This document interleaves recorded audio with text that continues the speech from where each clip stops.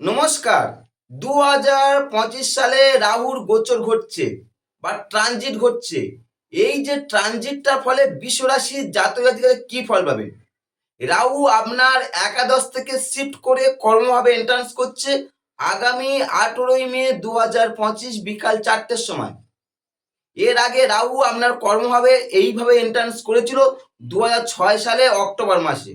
অর্থাৎ 18 বছর পরে রাহুর এই যে ট্রানজিট ঘটছে, যা আপনার ক্ষেত্রে শুভ না অশুভ না সতর্কীকরণ, জানতে টোটাল ভিডিওটা দেখতে পারেন শুরু থেকে। এই যে রাহুর যে ফলাফল আমরা আলোচনা করব আপনার সাপেক্ষে, তার আগে জানতে হবে রাহুটা কে। তারপরে জানবো রাহু আমাদের জীবনে কতটা গুরুত্বপূর্ণ ভূমিকা রাখে, জ্যোতিষশাস্ত্রে রাহুর গুরুত্বটা কত, আর আমাদের জীবনে কি প্রভাব রাখে। পরপর স্টেপ ওয়াইজ তারপরে আলোচনা করব রাহু আপনার কর্মভাবে অর্থাৎ আপনার দশমভাবে প্রবেশ করছে, কি ফল পাবেন। প্রথমে আলোচনা করি রাহু। রাহুটা কি? রাহু বলে জ্যোতিষশাস্ত্রে কোনো প্ল্যানেট বা কোনো গ্রহ নেই। তাহলে রাহুটা কি? রাহু হলো একটা গাণিতিক বিন্দু। গাণিতিক বিন্দু ইন্ডিয়ান মাইথোলজি যদিও রাহুকে দৈত্য রূপে দেখানো হয়েছে, যে অসৎ উপায়ে অমৃত প্রাণ করতে চেয়েছিল এবং পানও করেছে, এবং সুদর্শন চক্রের দ্বারা, বিষ্ণু সুদর্শন চক্রের দ্বারা তাকে গলাটা কেটে দেওয়া হয়েছিল। এই গলার উপরের অংশটাকে রাহু বলা হচ্ছে আর নিচের অংশটাকে কেতু বলা হচ্ছে। এটা হচ্ছে ইন্ডিয়ান মাইথোলজি। আর জ্যোতিষশাস্ত্রে কি বলছে? জ্যোতিষশাস্ত্রে বলছে একটা গাণিতিক বিন্দু, যে বিন্দুর একটা শুরু আর শেষ থাকে। এই বিন্দুটা কিন্তু কোনো আপনার দূরবীন দ্বারা কোনো দেখা যায় না। এই শুরুটাকে বলা হচ্ছে রাহু আর শেষটাকে বলা হচ্ছে কেতু। অর্থাৎ কি, হেড অফ ড্রাগনসকে রাহু বলা হচ্ছে আর টেল অফ ড্রাগনসকে বলা হচ্ছে কেতু। তাহলে রাহু কেতু কি একটা ধারণা তৈরি হলো। আমি পূর্বের কেতুর ভিডিওগুলো দিয়েছি, কেতু অনুযায়ী আমরা কি ফল পাবে। কেতু সিংহ রাশিতে যেহেতু এন্ট্রান্স করছে, এবার রাহু কেতু একে অপরের সপ্তমে থাকে, তাই কেতুর আমরা সিংহ রাশিতে কি ফল পাবে সেটাও আলোচনা করেছি, আপনারা দেখতে পারেন।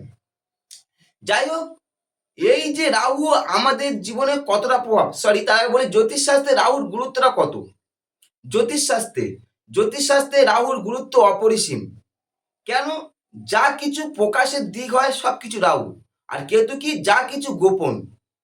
রাহু নির্দেশ করে ভোগ লালসা, স্বার্থপরতা, আকাঙ্ক্ষা, ক্ষুধা, দুর্দমনের পিপাসা, এইগুলো রাহু নির্দেশ করে। রাহুর প্রতিরূপক হলো ছিন্নমস্তা, অর্থাৎ ছিন্নমস্তা দেবী হচ্ছে রাহুর ইষ্ট দেবী। রাহুর ইষ্ট দেবী ছিন্নমস্তা। রাহু পুরো রাশিচক্র অর্থাৎ মেষ থেকে মীন রাশি পর্যন্ত, এই পুরো রাশিচক্র ঘুরতে সময় লাগে 18 বছর। আর রাহু একটা রাশি থেকে আরেকটা রাশি শিফট করতে সময় লাগে 1.5 বছর। জ্যোতিষশাস্ত্রে শুরুর পর থেকে রাহুকে কয়েকটা ঘরে উচ্চস্থ নিচস্থ মূল ত্রিকোণ ধরা হয়েছে। কোন কোন রাশিতে রাহু উচ্চস্থ হয়? যদিও জ্যোতিষশাস্ত্র শুরুর পর রাহু উচ্চস্থ হচ্ছে মিথুন রাশিতে, নিচস্থ হচ্ছে তোমার ধনু রাশিতে, আর মূল ত্রিকোণ হচ্ছে কুম্ভ রাশিতে। রাহু রাহু তিনটে গ্রহের সঙ্গে তার শত্রুতা রয়েছে, দুটো গ্রহের সঙ্গে মিত্র রয়েছে, আর দুটো গ্রহের সঙ্গে সমচোখে থাকে। কোন কোন গ্রহের সঙ্গে তার মিত্র সম্পর্ক রয়েছে? রাহুর সঙ্গে ভালো মিত্র সম্পর্ক রয়েছে শুক্র আর শনি। শুক্র শনির সঙ্গে রাহুর সম্পর্ক বা কম্বিনেশন খুব ভালো। আর দুটো গ্রহের সঙ্গে রাহুর কম্বিনেশন না মিত্র না শত্রু, সমচোখে দেখে বুধ আর বৃহস্পতি। আর দুটো প্ল্যানেট আর তিনটে প্ল্যানেট, সূর্য চন্দ্র মঙ্গল, এই তিনটে প্ল্যানেটের সঙ্গে রাহুর শত্রুতার সম্পর্ক রয়েছে। এটা হচ্ছে রাহুর সঙ্গে কার কার শত্রু মিত্র সম্পর্ক রয়েছে, আলোচনাও করলাম। রাহুর তিনটে দৃষ্টি আছে, পঞ্চম নবম দ্বাদশ। পঞ্চম নবম দ্বাদশ, অনেক জ্যোতিষী বলেন রাহুর সপ্তম দৃষ্টি আছে, কিন্তু না, রাহুর কোনো সপ্তম দৃষ্টি হয় না। কেন? কারণ যদি আপনি রাহুকে দৈত্য রূপে দেখেন, ইন্ডিয়ান মাইথোলজি মানে তার যদি মুখটা থাকছে আপনার রাশিতে আর সপ্তমে থাকছে আপনার কেতু, তাহলে সে একটা অংশ যখন পরস্পর সপ্তমে থাকছে সে কেন দেখবে? প্রথমত একটাই। দ্বিতীয়ত হচ্ছে প্রতিটা প্ল্যানেট অর্থাৎ পৃথিবীর বহির্কক্ষের যে সমস্ত গ্রহগুলো আছে, মঙ্গল বৃহস্পতি শনি, তাদেরকে তিনটে করে দৃষ্টি দিয়েছে, সেখানে রাহু কেন চারটে দৃষ্টি পড়বে? আর কারণ ইনার প্ল্যানেট মানে কি সপ্তম দৃষ্টি ছাড়া কোনো দৃষ্টি নেই। যার জন্য আমার স্যার বা আমরা যা অধ্যয়ন করেছি সেখান থেকে একদম নির্দেশ যে রাহুর কোনো সপ্তম দৃষ্টি হয় না। যাই হোক, রাহু আমাদের জীবনে কি প্রভাব রাখে? রাহু আমাদের মনের ওপর প্রভাব রাখে। ভোগ বাসনা, ভোগজনিত সুখ দুঃখ, অতিরিক্ত বাসনা, ক্ষুধা তৃষ্ণার অনুভূতি, ইন্দ্রিয় পরায়ণতা, স্বার্থপরতা, আত্মসর্বস্বতা, সৌন্দর্যবোধের অভাব, আধ্যাত্মিকতার অভাব, সব জিনিস আত্মসাৎ করবার ইচ্ছা। এইগুলো রাহু আমাদের কি মনের ওপর প্রভাব রাখছে। রাহু আমাদের ভাব জগতে কি প্রভাব রাখে? রাহু ভাব জগতে প্রভাব রাখে অসংযত ভোগ, অসংযত ভোগ, স্বার্থ, স্থূলতা, কদর্যতা, নির্দেশ করে অশ্লীলতা, অস্থিরতা, অশিষ্টতা, দুর্বিনিয়োগ, পৌশাচিকতা, অসুচিতা, দুর্নীতি, আত্মসর্বস্ব নির্দেশ করছে রাহু। রাহু আমাদের বাহ্য জগতে কি প্রভাব রাখে? রাহু আমাদের বাহ্য জগতে প্রভাব রাখে ভোগী ব্যক্তি, মলিন ও কুৎসিত বেশধারী ব্যক্তি, আত্মপরায়ণ ও ইন্দ্রিয় পরতন্ত্র ব্যক্তি, লম্পট, বেশ্যা, চণ্ডাল, পৌতলিকতা, অসুচিতা, পশু প্রকৃতি ব্যক্তি, কুৎসিত ও জঘন্য স্থান, দ্রুতক্রীড়া ও দ্রুত স্থান, চোর, দস্যু, পরধন হারক, এইগুলো নির্দেশ করে আমাদের বাহ্য জগতে। তাই এই হচ্ছে রাহু সম্বন্ধে আলোচনা করলাম। এবার রাহু যেহেতু বৃষ রাশিতে বলছি কি ফল পাবেন। যেহেতু রাহু আপনার কুম্ভ রাশিতে এন্ট্রান্স করছে, অর্থাৎ আগামী 18 মে 2025 বিকাল 4টের সময় রাহু আপনার মেষ রাশি মীন রাশি ত্যাগ করে এন্ট্রান্স করছে কোথায়? আপনার কর্মভাবে, একাদশ থেকে শিফট করে কর্মভাবে প্রবেশ করছে। এর ফলে যারা বৃষ রাশি জাতকদের কি ফল পাবেন? প্রথমে বলি, রাহু এই যে কুম্ভ রাশিতে গোচর শুভদায়ক। কেন আমি বলেছি রাহু কুম্ভ রাশিতে মূল ত্রিকোণ হয় প্রথমত। দ্বিতীয়ত হচ্ছে রাহুর সঙ্গে শনির কম্বিনেশন ভালো, তাহলে শনির ঘরে যাচ্ছে রাহু, ফলে রাহু ওভারঅল শুভ ফল দান করবে আশা করছি। এবার আপনি কি ফল পাবেন স্পেসিফিক যারা বৃষ রাশির জাতক আপনার কি ফল দেবে? কারণ কর্মভাবে রাহু যা প্রবেশ করছে একাদশ থেকে শিফট করে কর্মভাবে, এর ফলে এই কর্মভাবে রাহু আপনি যে ফলটা পাবেন, এই সময় কর্মের নানা রকম পরিবর্তন দেখতে পাবেন। আপনি নানা রকম পরিবর্তন দেখতে পাবেন। কেন? কর্মস্থলে মাঝে মধ্যে আপনার বিশৃঙ্খলা ও গন্ডগোল উপস্থিত হতে পারে, কারণ রাহু আপনার কর্মভাবে রয়েছে। তাই কর্মভাবে একটু সাবধানে থাকতে পারেন বিশৃঙ্খলা বা গন্ডগোল থেকে। এছাড়া রাহু কর্মভাবে যা কর্মের ওঠাপড়ার মধ্যে দিয়ে জীবন অগ্রসর হতে পারে কর্মভাবে। আর যে সমস্ত বৃষ রাশি জাতক জাতিকারা উচ্চ পদ লাভ বা প্রমোশনের প্রতি প্রবল আগ্রহ আছে, প্রবল আগ্রহ উচ্চ পদ লাভ বা প্রমোশনের প্রতি, রাহু যেহেতু কর্মভাবে, তা উচ্চ পদ লাভের ক্ষেত্রে একটা বাধা বা প্রমোশনের ক্ষেত্রে একটা বাধা তৈরি করতে পারে। তবে রাহু দশমে বা কর্মভাবে কর্ম সংক্রান্ত দিক থেকে আপনার কিছু ভ্রমণ দিতে পারে, কর্ম রিলেটেড কিছু ভ্রমণ দেবে আপনার।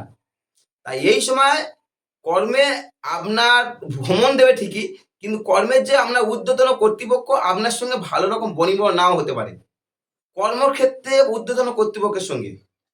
কর্মস্থানে রাহু, এবার আমি বলেছি তিনটে দৃষ্টি, পঞ্চম, নবম আর দ্বাদশ। তা পঞ্চম দৃষ্টি দ্বারা কোয়া দেখছে আপনার ধনভাবকে দেখবে। এর ফলে যেহেতু ধনভাবে রাহু দৃষ্টি, যা আর্থিক ব্যাপারে একটা অনিশ্চয়তা দেবে। কারণ এই সময় আর্থিক ব্যাপারে একটা জীবনটা ওঠাপড়ার মধ্যে দিয়ে অগ্রসর হতে পারে, জীবন ওঠাপড়ার মধ্যে দিয়ে। কেন ওঠাপড়ার মধ্যে দিয়ে? কারণ রাহু যখন ধনভাবে দৃষ্টি দিচ্ছে, আপনার হঠাৎ অর্থ প্রাপ্তি দেবে, তেমনি ব্যয়ের ভাগটাও বেশি দেবে।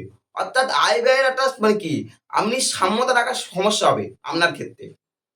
আপনার এই সময়ে যেহেতু রাহু ধনভাবে দৃষ্টি, আপনার ন্যায়সঙ্গত ভাবে আয় হবে না। আয়টা যা করবেন অনেকটা গুপ্ত বা গোপনীয়তা বজায় রাখার চেষ্টা করবেন, কারণ রাহু ধনভাবে দৃষ্টি রাখছে এবং হঠাৎ কিছু অর্থপ্রাপ্তিও দিয়ে দেবে রাহু। রাহু যেহেতু বলছি কর্মস্থানে আছে, এবার কর্মস্থান থেকে সে নবম দৃষ্টি দ্বারা কোথায় দেখছে? আপনার ষষ্ঠ ভাবকে দেখবে, আপনার 6th হাউসকে দেখবে, যা স্বাস্থ্য সংক্রান্ত বিষয়ে শুভদায়ক না। বিশেষ করে নিজের প্রতি অনিয়ম, অত্যাচার বা অবহেলার কারণে স্বাস্থ্যের এই সময় অবনতি ঘটতে পারে। কাদের? বৃষ রাশির জাতক জাতিকাদের।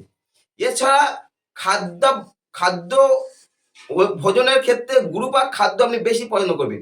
যারা খাদ্য ভোজন করছে গুরুপাক খাদ্য বেশি পছন্দ করতে চাইবেন বা আকৃষ্ট হবেন, যা আপনার স্বাস্থ্যের পক্ষে ক্ষতিকারক। কর্মস্থানে রাহু এবার দশম দৃষ্টি দ্বারা দ্বাদশ দৃষ্টি দ্বারা দেখবে কোথায়? আপনার ভাগ্য ভাবকে দেখবে। কারণ আমি বলেছি পঞ্চম, নবম আর দ্বাদশ দৃষ্টি, বা দ্বাদশ দৃষ্টি দ্বারা দেখবে কোথায়? আপনার ভাগ্য ভাবকে দেখছে। ভাগ্য হবে রাহু দৃষ্টি, যা একটা ভাগ্যের পরিবর্তন করতে সাহায্য করে। একটা ভাগ্যের একটা পরিবর্তন ঘটবে এই সময়। ভাগ্যস্থানে রাহু দৃষ্টি কিছুটা ভ্রমণ সূচনা করবে, ভ্রমণ দেবে এই সময়। যারা ভ্রমণ পিপাসু তাদের ক্ষেত্রে এই ভাগ্যস্থানে রাহুর দৃষ্টি খুবই শুভ, কারণ এই সময় আমরা ভ্রমণ পেতে সাহায্য করবে রাহু। 1 নম্বর। দ্বিতীয় নম্বর, এই যে আপনার অনেক সময় উদ্দেশ্যহীন কোনো ভ্রমণও করতে পারেন। আর ভাগ্যভাবে যাদের রাহু দৃষ্টি পড়ে তার আধ্যাত্মিক ভাবটা কম দেবে, ভোগ বাসনাটা বেশি তৈরি করবে, রাহুর দৃষ্টি যেহেতু আছে। তবে রাহু যেহেতু আপনার কর্মভাবে বা দশমভাবে আছে, সেখানে আর ভাগ্যভাবে দৃষ্টি দিচ্ছে, তাই আপনার পিতার দিক থেকে এই গোচরটা শুভদায়ক না আপনার বিশ্বরাশি জাতকদের। কেন বলেছি, দশম এবং নবম থেকে দুটো স্থান থেকে পিতার বিচার হয়, তাই পিতার স্বাস্থ্যের এই সময় অবনতি হতে পারে, কিংবা পিতার দিক থেকে আপনি ঝঞ্ঝাট বা অশান্তি ভোগ করতে পারেন। কারা? বিশ্বরাশির জাতক জাতিকা। এই ছিল বিশ্বরাশির জাতক জাতিকাদের রাহুর গোচর অনুযায়ী কি ফল পাবেন। এর আগে আমি পূর্বে কেতুর ভিডিও দিয়েছি, আপনারা কেতুর ভিডিও দেখতে পারেন। আর এটা আলোচনা করলাম রাহু। যদি তথ্যগুলো ভালো লাগে লাইক কমেন্ট করতে পারেন, চ্যানেল প্রথমে সাবস্ক্রাইব করতে পারেন। আর যারা জন্মগোষ্ঠী বিচার করতে চান আমার উপরে যে নাম্বার আছে যোগাযোগ করতে পারেন। নমস্কার।